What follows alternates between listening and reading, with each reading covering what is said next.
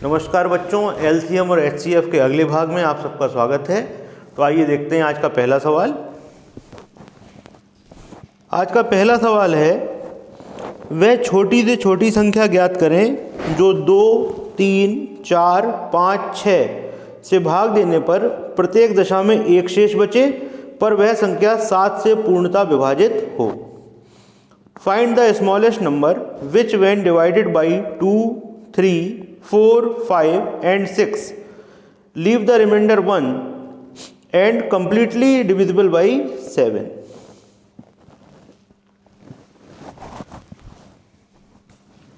देखिए, आपसे कहा गया ऐसी संख्या आपको ढूंढनी है छोटी से छोटी जो 2, 3, 4, 5, 6 ये आपको संख्याएं दी गई हैं। 2, 3, 4, 5, 6 से भाग देने पर एक शेष बचे और 7 से पूर्णतः विभाजित हो। ठीक, सबसे पहली बात जब हमने सवाल देखा उसमें लिखा था छोटी से छोटी संख्या जो 2, 4, 5, 6 से भाग देने पर एक शेष बचे। अगर सवाल सिर्फ इतना सा होता तो हम क्या करते, ऐसा सवाल हम पहले भी कर चुके हैं। ऐसे सवालों में हम 2, 3, 4, 5, 6 का एलसीएम लेते। तो 2, 3, 4, 5, 6 का एलसीएम कितना होता है? 2, 3, 4, 5, 6। 2 को आप लिख सकते हो 2, 3 को लिख सकते हो 3, 4 को लिख सकते हो 2 गुणे 2, 5 को लिख सकते हो 5 और 6 को क्या लिखोगे? 2 गुणे 3।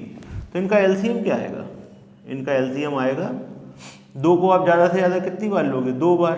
3 को कितनी बार लोगे? 1 बार। 5 को कितनी बार लोगे? 1 बार। तो ये कितना हो गया? 2 गुणे 2 4, 4 गुणे 3 12, 12 गुणे 5 यानी कि 60। तो एलसीएम हो गया 60। ठीक, तो अगर सिर्फ इतना सा सवाल होता कि वह छोटी से छोटी संख्या ज्ञात करें जिसमें 2, 3, 4, 5 और 6 से भाग देने पर प्रत्येक अवस्था में एक शेष बचे, तो ऐसे सवाल में हम क्या करते थे, जो एलसीएम होता था उसमें जो शेष बचाना होता था उसको जोड़ देते थे। तो आंसर हो जाता 61। आंसर कितना हो जाता? 61। लेकिन इस सवाल में एक स्पेशल बात आपसे कह दी गई, जो संख्या हो वो 7 से पूर्णतः विभाजित हो। तो क्या 61 में 61 में 7 का भाग जाता है पूरा पूरा? नहीं जाता। 7 से ये पूरा पूरा नहीं कटता। तो यहाँ पे आके हमारा सवाल अटक जाएगा। तो आइए सीखते हैं ऐसे सवाल को हम कैसे करेंगे। तो सबसे पहली चीज़, इतना काम तो हमें करना ही है कि 2, 3, 4, 5, 6 का एलसीएम लेना है। तो 2, 3, 4, 5, 6 का एलसीएम क्या हो गया? 60। ठीक, और हमको ये इनसे भाग देने पर एक शेष बचाना है, रिमाइंडर 1 बचाना है। तो हमने क्या किया, इसमें 1 जोड़ दिया। लेकिन अब हमें 7 से संख्या को विभाजित भी होना चाहिए, कंप्लीटली डिविजिबल बाई 7। तो इसके लिए हम क्या करते हैं, ध्यान से देखिएगा।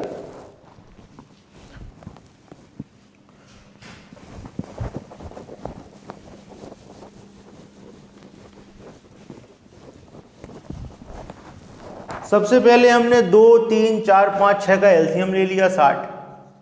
ठीक, और हमें एक शेष बचाना है तो यहाँ लिख दिया +1। अब हमें 7 से इसमें भाग भी जाना चाहिए पूरा पूरा। तो हम मान लेंगे हमारा आंसर है 60k + 1। यहाँ पर इस चीज़ को आप ध्यान रखिएगा, आंसर अब माना जाएगा 60k + 1।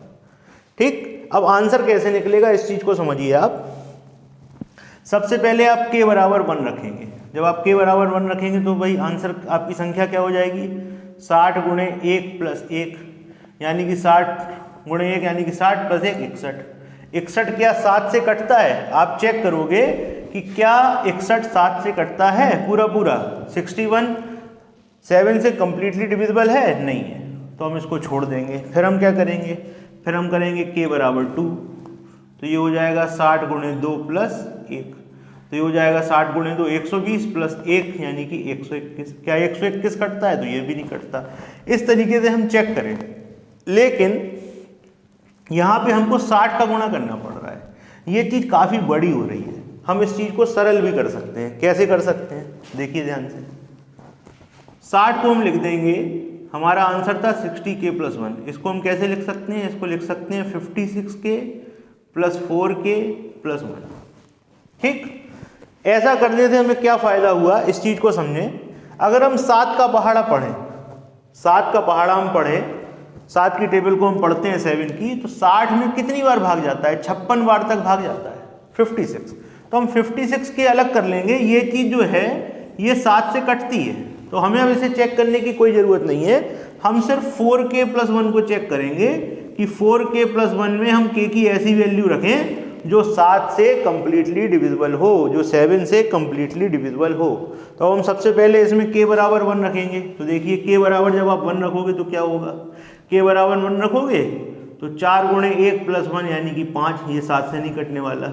फिर आप k बराबर 2 रखोगे तो 4 × 2 + 1, ये कितना हो गया 9, ये भी 7 से नहीं कटता। फिर k बराबर 3 रखोगे तो ये हो जाएगा 4 × 3 12 + 1 यानी कि 13, ये भी नहीं कटता।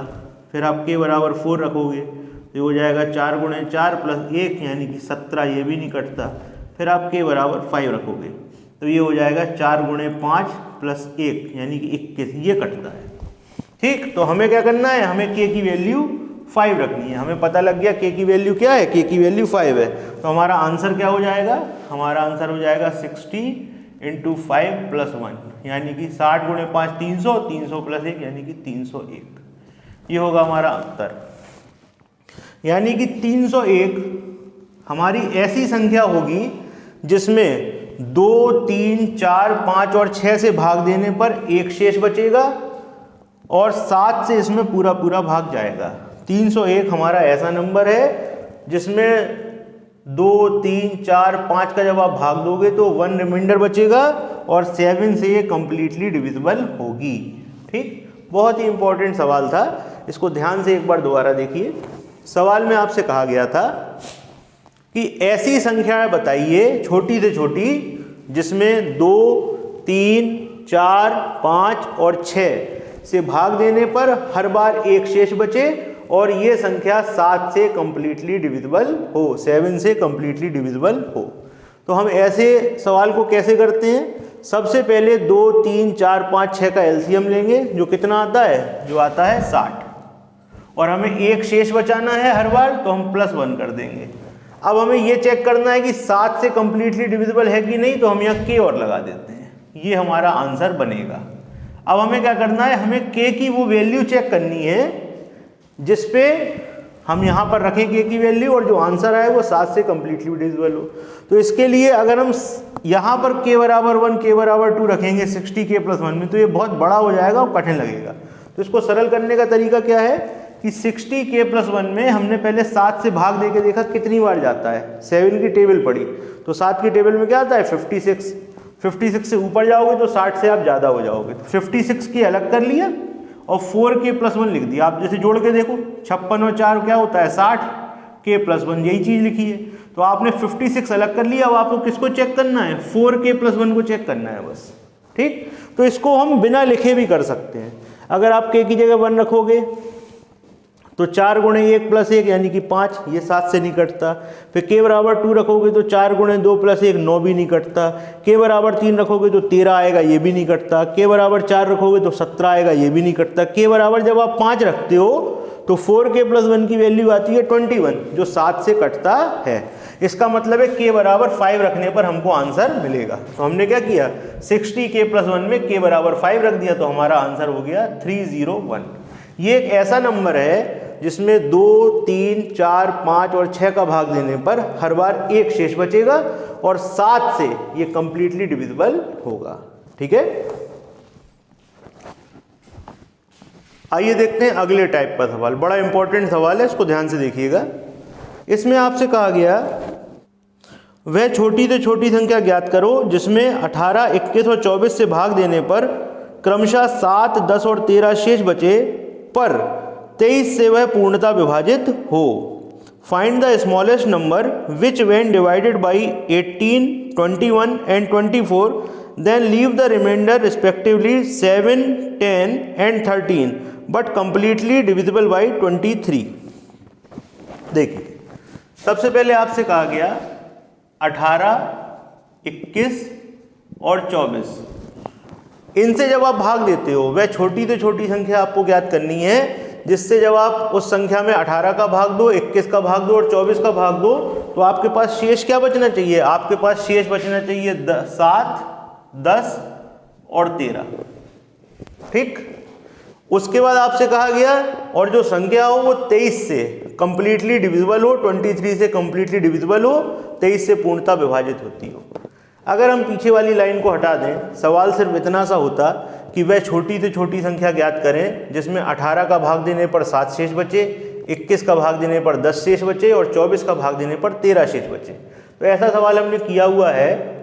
इसमें क्या होता था, इसमें अलग अलग शेष बचता था, तो हम संख्या और शेष का अंतर देखते हैं कितना है। संख्या और शेष का अंतर यहाँ 11 है, यहाँ पर संख्या और शेष का अंतर कितना है, यहाँ पर भी 11 है, यहाँ पर अंतर कितना है, यहाँ पर भी 11 है। तो जो डिफरेंस होता है ये हमारा कॉमन रहता है, ये सब में बराबर होता है, तो हम संख्याओं का एलसीएम निकाल के डिफरेंस को उसमें से घटा देते हैं। ठीक, ये हम करते थे जब सवाल सिर्फ इतना होता। लेकिन इस सवाल में एक लाइन आपकी बढ़ा दी गई।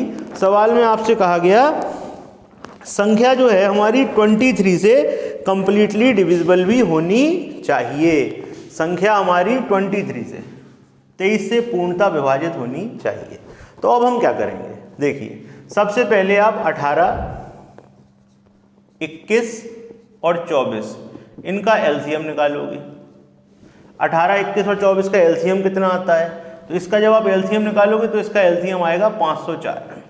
ठीक, अब अगर सवाल हमारा सिर्फ इतना होता कि 18 से भाग देने पर 7 शेष बचे, 21 से भाग देने पर 10 शेष बचे और 24 से भाग देने पर हमारा 13 शेष बचे। 18 से डिवाइड करो तो 7 रिमाइंडर बचना चाहिए, 21 से करो तो 10 होना चाहिए, 24 से करो तो 13 होना चाहिए। तो हम क्या करते हैं, हम एलसीएम को लिखते हैं और इसमें से जो इनका डिफरेंस था 18 और 7 का डिफरेंस यहाँ पर कितना है 11, 21 और 10 का कितना है 11, 24 और 13 का कितना है 11, हम ये इसमें से माइनस कर देते हैं।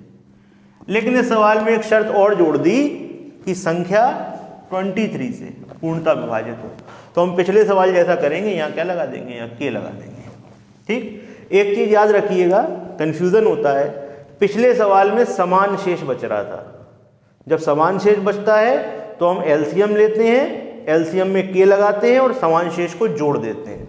यहाँ पर आप देखें कि अलग अलग डिफरेंट रिमाइंडर है, यहाँ पर अलग अलग शेष बच रहा है। तो जब अलग अलग शेष बचता है तो एलसीएम को लेते हैं, के लगाते हैं और जो डिफरेंस होता है उसको घटा देते हैं। ये बात आपको याद रखनी है। तो यहाँ पर हमारा उत्तर आएगा ये।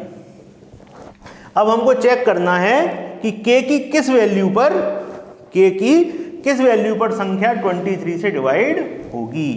तो हम क्या करेंगे, हम ये जो लिखा हुआ है इसको क्या लिख सकते हैं, इसको हम लिख सकते हैं 483 के प्लस 21 के माइनस 11। ठीक है, ये जो आपका लिखा हुआ है 483 ये 23 से डिवाइड होता है। तो हमें इसे चेक नहीं करना, हम सिर्फ इसे चेक करेंगे के की किस वैल्यू के लिए हमारे पास ये चीज़ 23 से डिविजिबल होगी। तो सबसे पहले हम के बराबर 1 रख के देखेंगे। जब के बराबर हम 1 रखेंगे तो क्या होगा 21 इंटू 1 माइनस 11। तो यहाँ क्या हो जाएगा, यहाँ पर ये आ जाएगा 21 में से 11 जाएंगे तो बचेगा 10, इसको तो होना ही नहीं है। फिर आप के की जगह 2 रख के देखोगे तो क्या हो जाएगा 21 इंटू 2 माइनस 11। तो ये क्या हो जाएगा भाई, ये हो जाएगा 42 माइनस 11। 42 में से आप 11 घटा दोगे तो ये कितना बचेगा 1, 31। ये भी नहीं होना। ऐसे हम चेक करते जाएंगे। तो ऐसे करते करते जब हम के बराबर 6 पर आएंगे तो देखिए क्या होगा। जब आप के बराबर 6 पर आओगे तो ये हो जाएगा 21 इंटू 6 माइनस 11। तो ये हो जाएगा, जब आप ये करोगे 126 माइनस 11 ये हो जाएगा 115। और 115 23 से कटता है, कितनी बार कटता है 5 बार कटता है। यानी कि ये हमारा उत्तर सही है। के बराबर हमें क्या रखना है, के बराबर हमें 6 रखना है। तो हम यहाँ पर क्या करेंगे, हम यहाँ पर के बराबर 6 रख देंगे तो हमारा उत्तर आ जाएगा 4, 2 माइनस 11। तो यहाँ पर आ गया 4 में से 1 गया तो 3, 2 में से 1 गया तो 1। यहाँ पर उत्तर हमारा आ गया 3013। 3013 3013 एक ऐसा नंबर होगा जिसमें जब आप 18 का भाग दोगे तो आपका 7 रिमाइंडर बचेगा। जब आप 21 से डिवाइड करोगे तो 10 रिमाइंडर बचेगा। 24 से करोगे तो 13 या 13 रिमाइंडर बचेगा। और ये संख्या 23 से पूर्णतः विभाजित होगी, कंप्लीटली डिविजिबल होगी। आइए सवाल को एक बार और समझ लेते हैं। सवाल में आपसे कहा गया था कि ऐसी संख्या ज्ञात कीजिए जिसमें 18 का भाग देने पर, छोटी से छोटी संख्या स्मॉलेस्ट नंबर, जिसमें 18 का भाग देने पर 7 शेष बचे, 21 का भाग देने पर 10 शेष बचे और 24 का भाग देने पर 13 शेष बचे, और 23 से वो पूर्णतः विभाजित हो, 23 से कम्प्लीटली डिविजिबल हो। तो हम क्या करते हैं, सबसे पहले हम 18, 21 और 24 का एलसीएम लेंगे जो है 504, और इनका जो डिफरेंस होता है 11 उसको हम घटा देते हैं। लेकिन यहाँ कहा गया कि 23 से विभाजित हो, तो हम क्या करेंगे, k और लगा देंगे, तो हमारा आंसर होगा 504k - 11। अब 504 में 23 से कितनी बार भाग जाता है, तो 483 बार भाग जाता है, तो इसको हम अलग कर लेंगे, 21k - 11 हमारा लिखा रहेगा। अब हम k की वैल्यू 1, 2, 3, 4 ऐसे रख के चेक करेंगे, तो k बराबर 6 पे जो 21k - 11 है ये 23 से डिवाइड होता है, 115 आता है, 23 से 5 बार डिवाइड होता है, तो हमको पता लग गया कि हमें k की वैल्यू क्या रखनी है, 6। हमने यहाँ पर 504k - 11 में k की वैल्यू 6 रखी, तो हमारा आंसर आ गया 3013। ये एक ऐसा नंबर होगा जिसमें 18 का भाग देने पर 7 बचेगा शेष, 21 का भाग देने पर 10 शेष बचेगा और 24 का भाग देने पर 13 शेष बचेगा, और ये नंबर 23 से कम्प्लीटली डिविजिबल होगा। ठीक, अब मान लीजिए इसी सवाल को हम ऑप्शन की मदद से कैसे करेंगे। मान लीजिए आपको ऐसे कुछ ऑप्शन दिए होते, 3002, 3013, 3024, 3026। अगर इस तरीके के ऑप्शन आपके पास होते तो आप k की वैल्यू ऑप्शन देख के निकाल सकते हो। कैसे निकाल सकते हो, यहाँ पर लिखा हुआ है 504k और ऑप्शन में देखिए सारे ऑप्शन 3000 के आसपास हैं। इसको आप 500 मान लो और इसको आप 3000 मान लो, तो 500 का पहाड़ आप कितनी बार पढ़ोगे कि 3000 आ जाए, 6 बार। तो k की वैल्यू हम 6 लेकर आंसर निकाल सकते हैं। लेकिन ये कोई ज़रूरी नहीं है कि हमेशा आपको ऐसे ही ऑप्शन मिले जो 3000 के आसपास हो, आपको कुछ भी ऑप्शन मिल सकते हैं, इसलिए आपको डिटेल मेथड आना जरूरी है जो हमने आपको बता दिया। ठीक है, आइए देखते हैं अगला सवाल। ये नए टाइप का सवाल है, बड़ा इंपॉर्टेंट सवाल है, इसको ध्यान से देखिएगा। इस सवाल में आपसे कहा गया वह बड़ी से बड़ी संख्या ज्ञात करो जिससे 76, 151 और 226, 76, 151 और 226 में भाग देने पर प्रत्येक अवस्था में समान शेष बचे। Find the largest number which divide 76, 151 and 226 then leave the same remainder in each case. आपसे कहा गया 76, 151 और 226, ये आपको 3 संख्याएं दी गई हैं।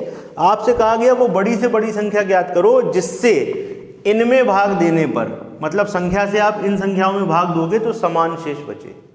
ये बिल्कुल नए टाइप का सवाल है, ऐसा सवाल आपने कभी नहीं किया। आपसे अगर शेष दिया जाता, आपसे कहते हैं 1 शेष बचे, 2 शेष बचे, 5 शेष बचे, तो हम सवाल कर लेते, लेकिन हमसे कहा गया समान शेष बचे। आपका जो रिमाइंडर है वो सेम है, पर हमको ये पता ही नहीं है कि रिमाइंडर कितना है, तो एक नए टाइप का सवाल हो गया। आपसे कहा गया वह बड़ी से बड़ी संख्या ज्ञात करो जिससे भाग देना है, तो इतना तो हमें पता लग गया किसका सवाल है, ये सवाल HCF का है, क्योंकि संख्या से इनमें भाग देना है। लेकिन हमको रिमाइंडर नहीं पता, तो हम ऐसे सवाल को कैसे करेंगे। ऐसे सवाल को करने का तरीका ये है, पहली और दूसरी संख्या का डिफरेंस निकालिए। ठीक, पहली और दूसरी संख्या का डिफरेंस कितना है, 75। 151 में से 76 को आप हटा दोगे, 151 - 76 कितना आएगा, 75। फिर दूसरी और तीसरी का डिफरेंस निकालिए, 226 - 151, यहाँ कितना आया, यहाँ पर भी आया 75। और तीसरी और पहली का डिफरेंस निकाल लीजिए, 226 - 76, ये कितना आया, 150। अब आपके पास 3 नंबर हैं, कौन कौन से हैं, 75, 75 और 150। ये जो 3 नंबर हैं आप इनका HCF निकाल दोगे, इनका HCF कितना होगा, 75। यही आपका आंसर है। अगर आप 75 से 76 में भाग दोगे तो देखो भाई कितनी बार जाएगा, 75 से 76 में भाग दोगे, एक बार भाग जाएगा और शेष कितना बचेगा, 1। 75 से आप जब 151 में भाग दोगे 2 बार जाएगा, यहाँ पर आएगा 150, यहाँ शेष बचेगा कितना, 1। ऐसे ही जब आप 75 से 226 में भाग दोगे तो कितनी बार जाएगा, 3 बार, यहाँ क्या आएगा 225 और शेष कितना बचेगा, 1। तो हर बार सेम रिमाइंडर बच रहा है, इसलिए हमारा आंसर क्या होगा 75। एक बार सवाल को देखें, बड़ा इंपॉर्टेंट सवाल है, ऐसा टाइप आपने अभी तक नहीं पढ़ा है। आपसे कहा गया था 3 नंबर आपको दिए गए हैं 76, 151 और 226।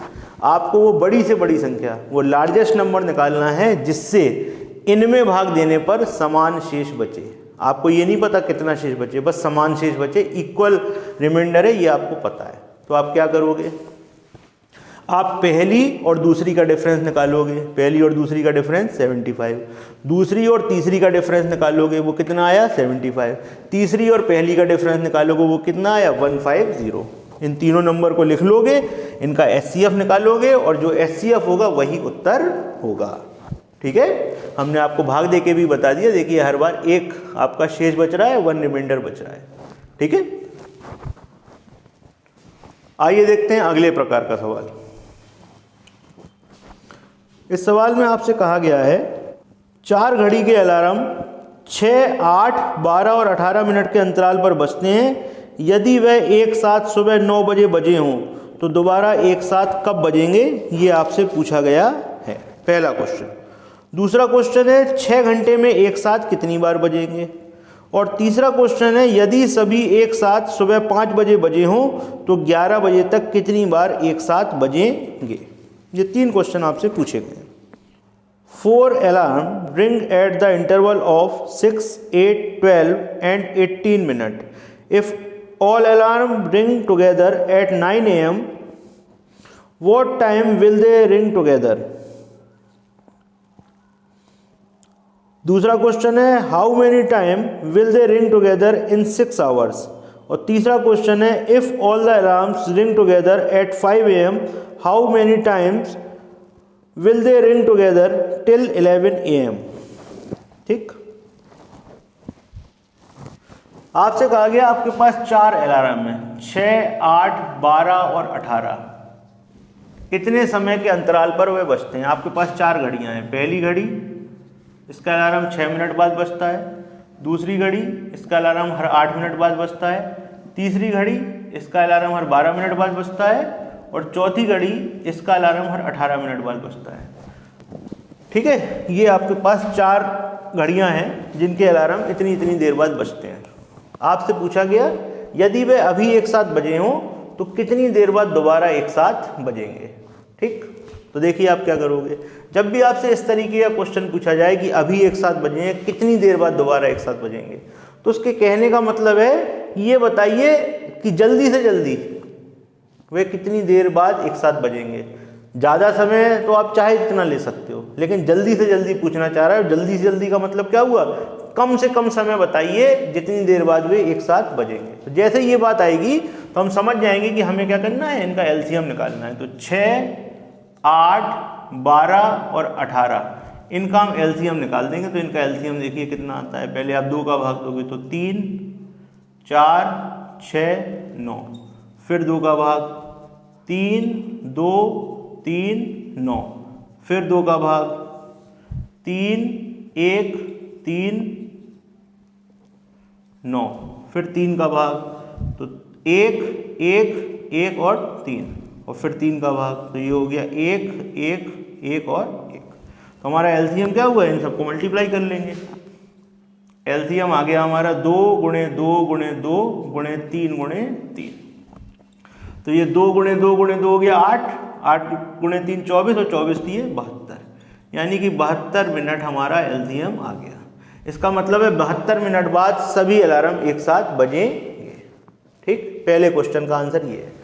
दूसरा क्वेश्चन जो आपसे पूछा गया था, दूसरे क्वेश्चन में आपसे पूछा गया था कि पहला क्वेश्चन था कि सुबह 9 बजे बजे हों तो दोबारा कब एक साथ बजेंगे। तो मान लीजिए सुबह 9 बजे एक साथ ये बजे हैं, 9 बजे बजे हैं तो 72 मिनट बाद इसमें दोबारा एक साथ बजेंगे। तो 72 मिनट का मतलब क्या हुआ, 72 मिनट का मतलब हो गया 1 घंटे में 60 मिनट, तो ये हो गया 1 घंटा 12 मिनट।